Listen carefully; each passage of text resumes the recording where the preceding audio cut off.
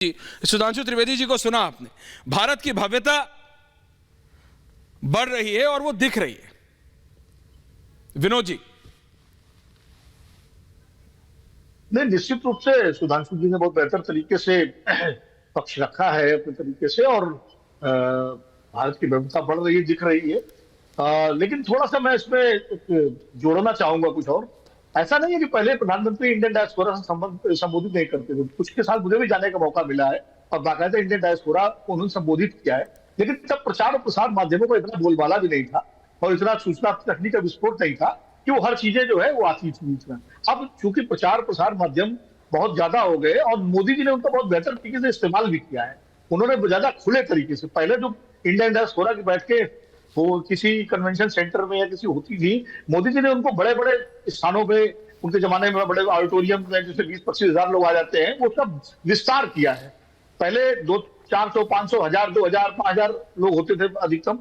अब मोदी जी जब जाते हैं तो इंडियन डायस्पोरा में कम से कम 10,000, 15,000, 20,000 लोग आते हैं और एक बड़ा इसका एक स्वरूप व्यापक कर दिया है।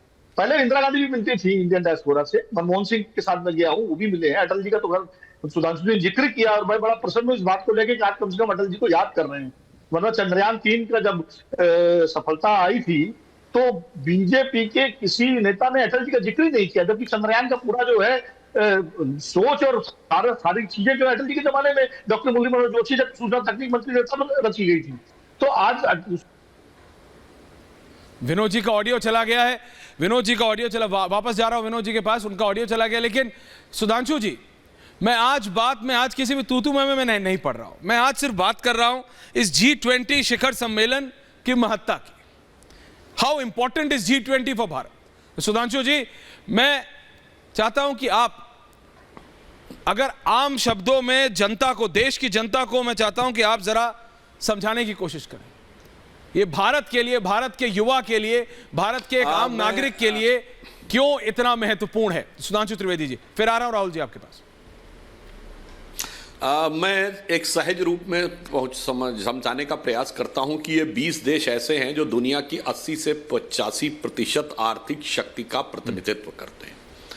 अब यह हर वर्ष आता है, परंतु इससे पूर्व जो इस प्रकार के आयोजन होते थे वो लुटियन जोन में, या जैसे प्रधानमंत्री जी ने कहा विज्ञान भवन में होकर, और कुछ उस पर आर्थिक विशेषज्ञ, कुछ सामरिक विशेषज्ञ, कुछ कूटनीतिक विशेषज्ञ अपनी प्रतिक्रिया कुछ अखबारों में लिख देते थे, टीवी चैनल्स पे आके बोल देते थे और विषय वहां समाप्त हो जाता था।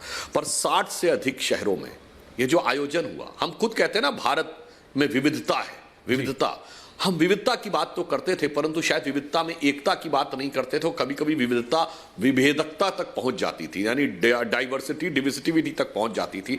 तो आप देखिए 60 अलग अलग शहरों में ये जो कार्यक्रम हुए, इन्होंने भारत के उस अलग अलग स्वरूप को लोगों को दिखाया। तो क्या होगा कि जो ये 80 से 85% अर्थव्यवस्था को नियंत्रण करने वाले लोगों में कुल मिला के 1 लाख लोगों का पार्टिसिपेशन हुआ, 200 मीटिंग्स हुई। ये सब लोग जो गए होंगे ये भारत के भिन्न भिन्न अंचलों का एक प्रभाव लेकर गए होंगे, उनके ऊपर एक इंप्रेशन आया होगा। उसमें बहुत सारे व्यापारिक हित भी भविष्य में निकल सकते हैं, तात्कालिक भी निकलेंगे और लॉन्ग टर्म में भी कुछ ना कुछ निकलेंगे। तो मुझे लगता पहले तो हमें अपने को शोकेस करने का मौका मिला, और सबसे बड़ा एक मौका जानते क्या मिला? क्या? कुछ एक देश ऐसे हैं जहां पर कि आप जाएंगे तो सिर्फ राजधानी के अलावा बाकी शहरों में आपको ले नहीं जाया जाएगा, क्योंकि वो सिर्फ प्रोटेक्टेड एटमॉस्फेयर में ये आपको दिखाना चाहते हैं। हमारे यहाँ ओपन किया गया, मतलब पूर्वोत्तर भी गए लोग, कश्मीर भी गए, सब तरफ गए, तो पूरे विश्व को पता लगता है कि भारत के अंदर क्या क्षमता है, भारत के अंदर क्या कुव्वत है, भारत के अंदर क्या विविधता है, भारत के अंदर क्रिएटिविटी क्या है। और इस हिसाब से अगर हम देखें तो हमने इसको एक नए सिरे से, एक नए प्लेटफॉर्म पर ले जाने में सफलता हासिल की।